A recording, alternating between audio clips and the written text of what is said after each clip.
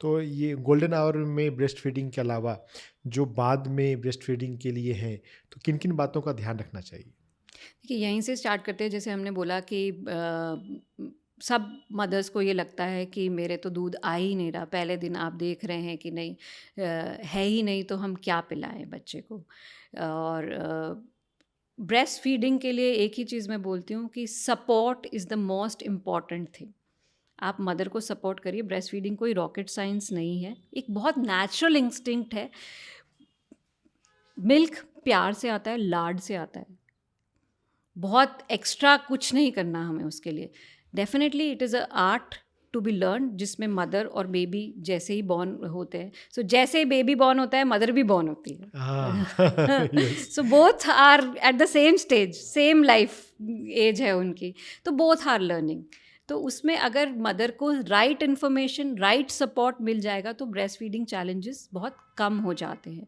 तो ये जो कि दूध नहीं आ रहा है, तो उसमें ये समझना कि कितना दूध, पहले 2 से 3 दिन जो फेज़ होता है उसमें जो मिल्क आता है उसको हम कोलेस्ट्रम बोलते हैं, which is very rich in से एंटीबॉडीज़, इम्यूनिटी बढ़ाने के लिए, passive passive passive immunity. Passive immunity, active immunity भी, क्योंकि एंटीबॉडीज़ आप ट्रांसफ़र कर रहे हैं बच्चे को। वो फैट्स में बहुत रिच होता है, वो प्रोटीन्स में बहुत रिच होता है, हाँ वो कार्ब्स में कम होता है।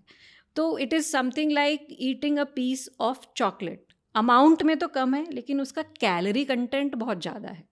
तो अगर वो कुछ ड्रॉप्स भी आ रही हैं तो वो मोर देन इनफ है। मोस्टली लोगों को नहीं पता होता कि बच्चे की स्टमक कैपेसिटी कितनी है शुरू में। ये चेरी देख रहे हैं आप, ये this 20 is this, 20 to 30 ml। वो भी ज़्यादा है सर। अच्छा। डे 1 पे तो एक साइज ऑफ जो चेरी होता है, that is the size of the baby's tummy. So hardly 3 to 5 ml is more than enough to satisfy the baby. तो उसके लिए आप अगर रेगुलर रिपीटेड फीडिंग करा रहे हैं बच्चे को, डिमांड फीडिंग कर रहे हैं, तो ये जो एक हमारी कॉन्सेप्ट है schedule feeding versus demand feeding.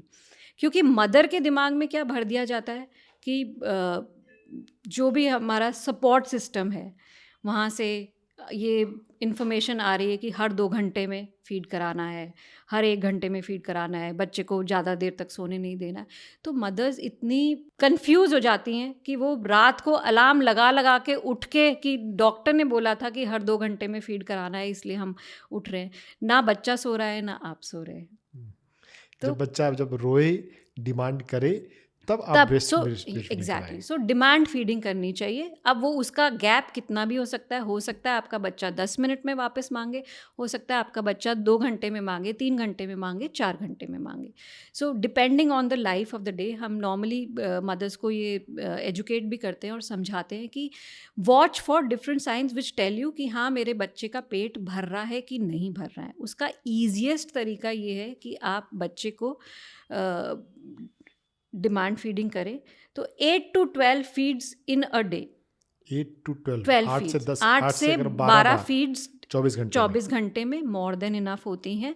और बच्चा कितनी बार सुसु कर रहा है एक दिन में या पी कर रहा है, उसको आप वॉच करें। तो उसका बहुत सिंपल क्राइटेरिया है। एक दिन का बच्चा है तो अगर 24 घंटे में एक बार सुसु करता है, 2 दिन का बच्चा है 2 बार, 3 दिन का बच्चा है 3 बार, 4 दिन का बच्चा है 4 बार, 5 दिन का बच्चा है 5 बार। 5 दिन से बड़ा बच्चा अगर है तो अगर पूरे दिन में 6 से 7 बार सुसु करता है, 3 से 4 बार पॉटी करता है, सोता है आराम से, that means your baby is getting enough. भूल जाइए और सब कुछ, और कुछ भी काउंट ध्यान में रखने के लिए, टाइम फ्रीक्वेंसी ध्यान में रखने की ज़रूरत नहीं।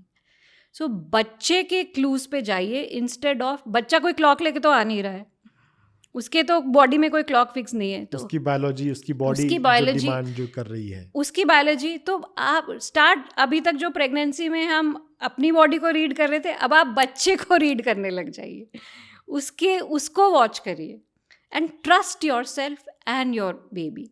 सकिंग एट द ब्रेस्ट सबसे इम्पॉर्टेंट है ब्रेस्ट फीडिंग को इस्टेब्लिश करने के लिए, क्योंकि जो ब्रेस्ट फीडिंग में हार्मोन चाहिए, प्रोलैक्टिन हार्मोन जो मिल्क को प्रोड्यूस करता है, वो सकलिंग से आता है। बहुत सेंसिटिव हार्मोन है, बहुत सेंसिटिव। तो बढ़ता भी यूँ है और घटता भी यूँ है। बढ़ता कैसे? सबसे इम्पॉर्टेंट सकिंग से बढ़ता है।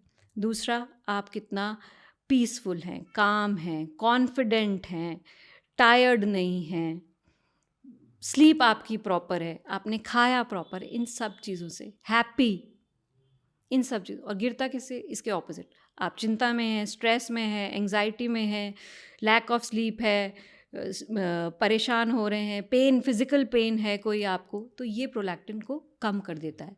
So prolactin is a hormone for milk production. अब मिल्क लेट डाउन के लिए, कि मिल्क बाहर निकल के आए, उसके लिए oxytocin, again that hormone of love comes in, प्यार। प्यार।